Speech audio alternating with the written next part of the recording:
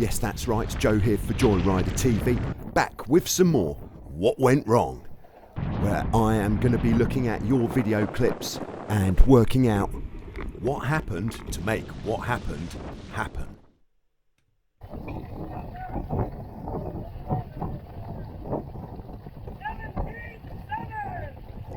So here we're on board with Stefan, Ben and Sophia. Sophia's first time out, and it looks like they are having an absolutely fantastic time out on this Hobie 20.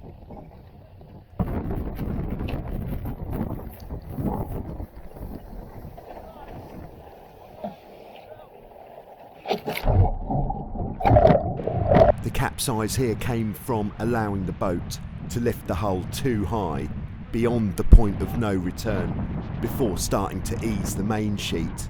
So once that wing dug in, there was no coming back from that. Once the wing is in, makes heading up into the wind near impossible. We can also see throughout this capsize that the jib was pinned in tight.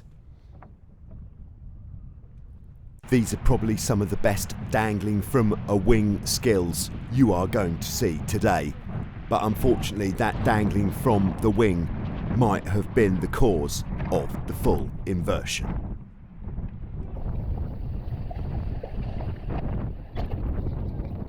And here it does look like it was very difficult to get back on the boat because the boat was moving forwards. So what we need to make sure is the jib is completely released and not to let the mainsail traveller out fully, because that will just allow the boat to bear away and start moving forwards when you don't want it to.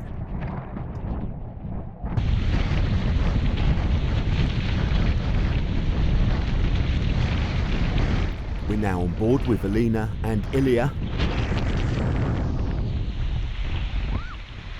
Check out the distance that Ilya gets with his dive. That's the third panel.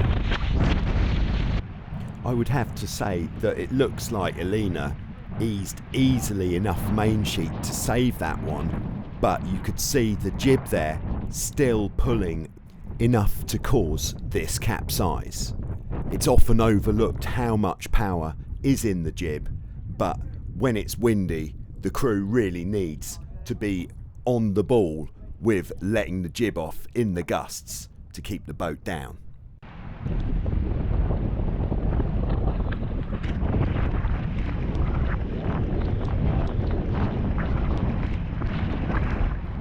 And then while still tidying up from the first capsize, perhaps an involuntary tack, too much weight at the back and on the leeward side causes the Hobie salute, yes that's right, bows in the air, and another very cold swim.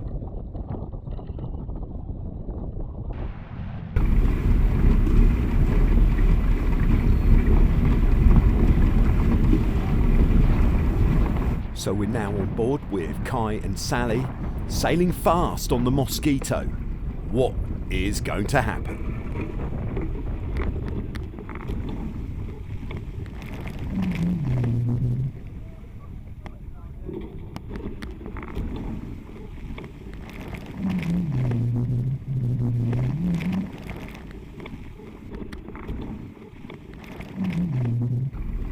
So the guys are feeling a bit too much juice.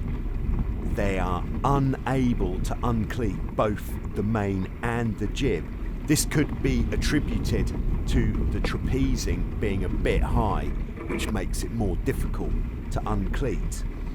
And then when Kai is eventually able to uncleat, he overdumps the main sheet to compensate, in fact dropping the main sheet, allowing the boat to heel to windward, putting the guys both in the water. Kai bears away a bit, which puts the bow down and flings them back into the side of the boat. The team clearly quite amused by what happened. So this could have been avoided by just making sure that you can at all times uncleat the main and the jib. Also, when you've got the traveller all the way out, it is more difficult to uncleat the main sheet.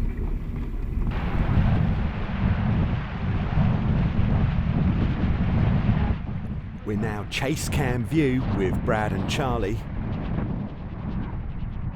Big pitch pole there. Let's slow it down and see what happened. We could put this pitch pole down to the fact that the jib was again too tight, which would be pulling the front of the boat down, but not entirely. What is better when you're sailing on a heavy wind broad reach like this is to have the traveller about a foot off the end of the beam when the gust hits, as soon as the gust hits, to bear away and ease some main sheet simultaneously.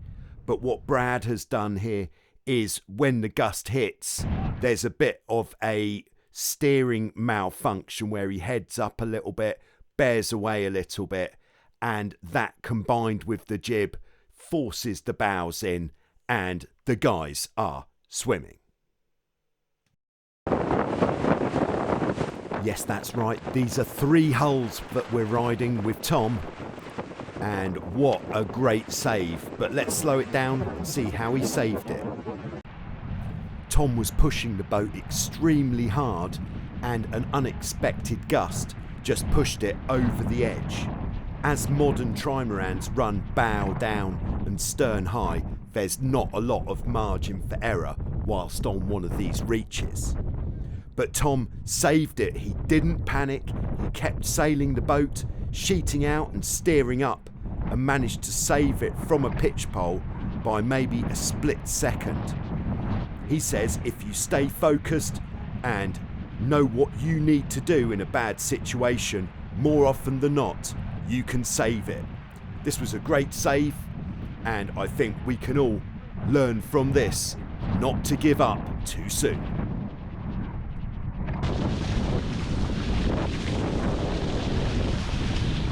Yes, it's champagne sailing conditions for Michael here on his Hobie 14, but I'm guessing something is going to happen. And yes, we've gone down under, down under.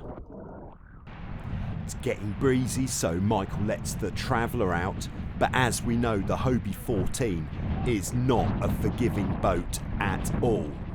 And when this gust hits, unfortunately Michael fails to release the main sheet, and that is enough to start to put the bow in.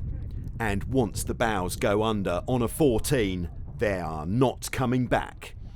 So like with Bradley's capsize before, as soon as the gust comes, even before it comes, you need to see that gust coming, be ready, sheet out and bear away smoothly as the gust comes on, and that is the way that you will keep your bows out of the water. So there we go. Thanks to everybody for submitting their footage for this episode. If you've got any sweet footage that you'd like analysing, then you know what to do. If you like this sort of action, then subscribe to Joyrider TV, hit the like button, and I'll be back soon with some more soon.